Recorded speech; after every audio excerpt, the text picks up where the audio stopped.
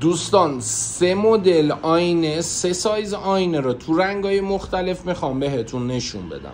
سایز اولی سایز 18 در 22 سانت هستش، قیمتش 755 تومنه. 4 تا رنگ داره، نگاه کنید، رنگ سبزابی، لاجورد و سبز درباری و فیروزه‌ای. خب این سایز اولی است.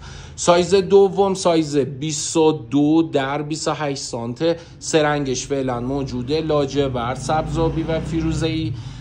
آینه سومی آینه بزرگترش میشه، آینه 28 در 34 سانت. قیمت اینا نگفتم، قیمت اولی 755 955 و سایز سوم 1,250,000.